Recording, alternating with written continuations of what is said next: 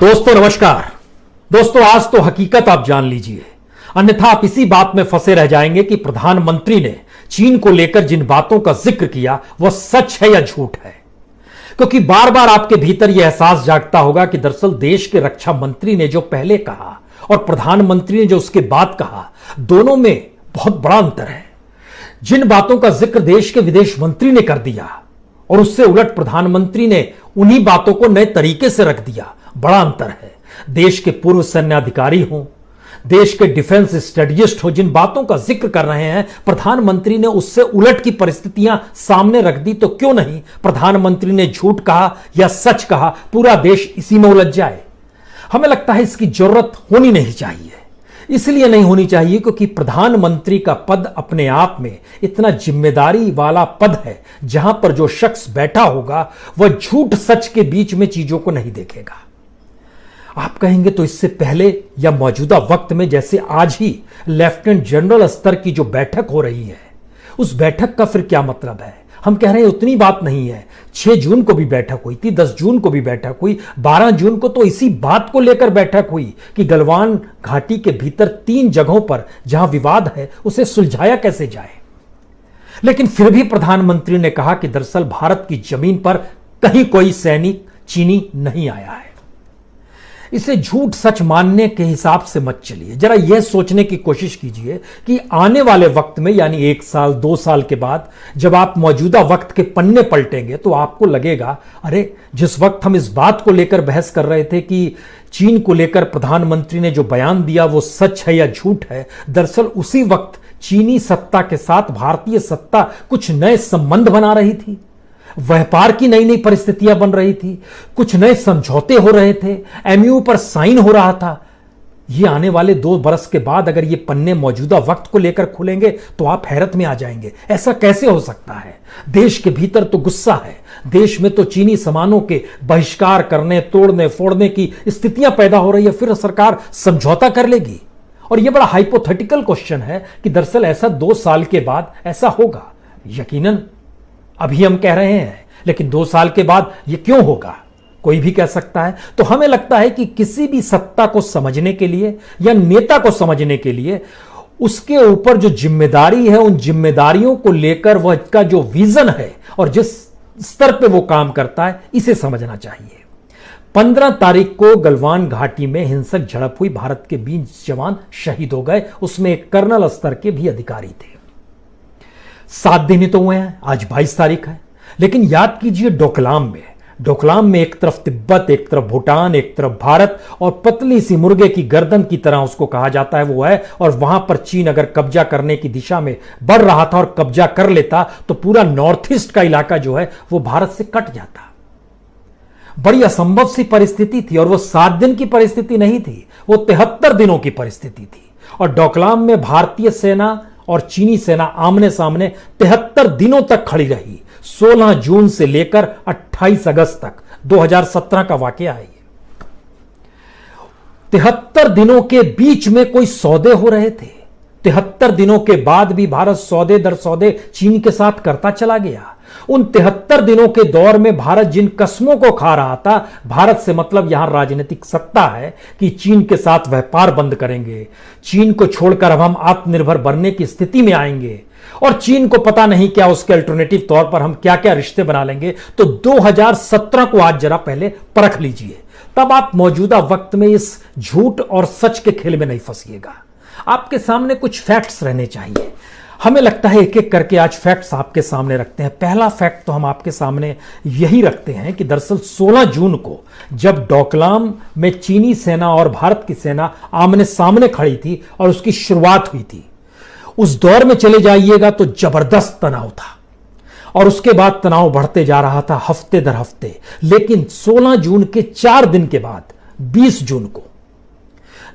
जून को चीन की एक बड़ी प्राइवेट कंपनी है ईस्ट होप ग्रुप, उसने तकरीबन $300 मिलियन की वो मैन्युफैक्चरिंग यूनिट लगाने का जिक्र किया। और वो कहां लगा रहा था? मुंद्रा बंदरगाह पर, Mundra SEZ, Mundra special economic zone, जो कि अडानी ग्रुप के पास है।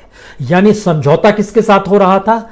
ईस्ट होप ग्रुप जो चाइना का सबसे बड़ा प्राइवेट कंपनी है, मैन्युफैक्चरिंग यूनिट वो लगा रहा था, अडानी ग्रुप के साथ एमयू साइन हो रहे थे। बड़ी अजीबोगरीब परिस्थिति है, सीमा पर यह हो रहा था और बीजिंग में साइन हो रहा था। आप कहेंगे ये कौन सी स्थिति है? हमको लगता है कि कुछ और चीजें इसमें बतानी चाहिए। अडानी पोर्ट एंड एसईजेड के प्रेसिडेंट हैं अमित उपनेलचर और ईस्ट होप ग्रुप के प्रेसिडेंट हैं मैंग चेंगविंग। इन दोनों ने हस्ताक्षर किए थे एमयू पर। कब किए थे? 16 जून को डोकलाम में बात शुरू हुई और 20 जून को हस्ताक्षर हो रहे थे। ऐसा नहीं है कि उसके बाद स्थिति रुक गई है, हर बरस इस तरीके से हुआ है। अगर हर बरस की स्थिति में आए तो 24 अप्रैल 2018 में आइएगा तो वहां की एक बड़ी कंस्ट्रक्शन कंपनी है power construction corporation of China, उसने एमयू साइन किया था स्ट्रेटेजिक कॉरपोरेशन तरीके से अडानी ग्रुप के साथ किया था 23 अप्रैल 2018 को। और जो चाइना, उसको पावर चाइना कहते हैं, जो power construction corporation of China है, उसके जो असिस्टेंट मैनेजर थे डेंग ज़ैंगो और भारत की तरफ से, भारत ना कहें अडानी ग्रुप की तरफ से जो चीफ एग्जीक्यूटिव ऑफिसर थे अडानी पावर ग्रुप से जुड़े हुए, वह थे विनीत एस जैन। उन्होंने साइन किए थे। उस साइन के भीतर में, यह साइन जो हुआ था, यह पावर प्रोजेक्ट को लेकर हुआ था। पावर प्रोजेक्ट कहां बन रहा है? गोड्डा में बन रहा है। गोड्डा झारखंड का हिस्सा है। गोड्डा में जो पावर प्रोजेक्ट बन रहा है वो किसको बिजली सप्लाई करेगा? वो बांग्लादेश को करेगा। और इस साइकिल में जब आइएगा तो उस वक्त वहां पर जो एमयू साइन हुआ था वो पावर चाइना ने अडानी के साथ एक और समझौता किया था। एक तो पावर प्रोजेक्ट को था, दूसरा साइन था कि आने वाले वक्त में जो एक इकोनॉमिक कॉरिडोर बन रहा है, चाइना, बांग्लादेश, चीन, म्यांमार, भारत और म्यांमार, इन 4 देशों के बीच में एक इकोनॉमिक कॉरिडोर बन रहा है। इसको बीसीआईएम कहते हैं। बीसीआईएम माने बांग्लादेश, सी मतलब चाइना, आई मतलब इंडिया और एम मतलब म्यांमार। ये चाइना के कोनमेंग से निकलेगा, म्यांमार के मंडल्यान तक आएगा, उसके बाद वो भारत के जो मिजोरम और त्रिपुरा का इलाका है उसमें से घुस जाएगा वो बांग्लादेश में। बांग्लादेश में 3 जगह पर होगा, सैलहेट, ढाका और जैसोर। उसके बाद वो कलकत्ता तक आएगा, यानी कोलकाता में आएगा। और इसको बेल्ट एंड रोड फोरम से अलग रखा गया। पिछले साल जब अप्रैल में बैठक हुई तो चीन ने इसका जिक्र नहीं किया, इस इकोनॉमिक कॉरिडोर का, क्योंकि भारत ने अभी सहमति इस पर नहीं बताई है। लेकिन समझौता हो गया था 2018 में कि जब ये रोड बनेगी तो अडानी ग्रुप के साथ मिलकर वहां का जो पावर चाइना है वो बनाएगा। पावर चाइना का मतलब बहुत साफ तौर पर है power construction corporation of China. सवाल सिर्फ अडानी ग्रुप का नहीं है, एक लंबी फेरिस्त है जो भारत की कंपनियां चीन के भीतर है। लेकिन उससे पहले हमें लगता है एक चीज और समझिए, डोकलाम की परिस्थिति 73 दिनों तक रही थी। उस परिस्थिति के भीतर भारत ने सबसे पहले ऐलान किया था, मौजूदा वक्त के प्रधानमंत्री के जरिए ऐलान था कि दरअसल जो फार्मा सेक्टर है, उस फार्मा सेक्टर में चीन से बहुत माल आता है, उसको हम बंद करेंगे और हम आत्मनिर्भर हो जाएंगे। अब आप सोचिए 2017 में जब डोकलाम की घटना हो रही थी तब 818 करोड़ रुपए का माल चीन से भारत आ रहा था। और डोकलाम के बाद अभी की स्थिति में आइएगा तो बढ़कर हम लोग पहुंच गए हैं 1149 करोड़ पे, यानी लगभग 330 करोड़ रुपए का इजाफा हो गया। यानी जिस फार्मा सेक्टर में हमको आत्मनिर्भर हो जाना चाहिए था, चीन से माल को नहीं लाना था, वो बरस दर बरस बढ़ रहा है और बढ़ते बढ़ते 330 करोड़ बढ़ गया। सबसे बड़ी बात तो यह है कि जो एक्टिव फार्मास्यूटिकल इंग्रेडिएंट होता है उसमें लगभग 70% चीन से आने लगा, जो डोकलाम के वक्त में लगभग 60% आता था, 10% उसमें इजाफा हो गया। जो पेंसिलिन है वो 80% अब हो गया है, जो पहले लगभग 70-72% आता था। जो इजिथ्रोमाइसिन है वो पहले 80% आता था, अब 90% तक आ रहा है। यानी डोकलाम के बाद निर्भरता कम करनी थी, आत्मनिर्भर होने का जिक्र उस वक्त भी था, लेकिन हो गया उलट, माल आ रहा है।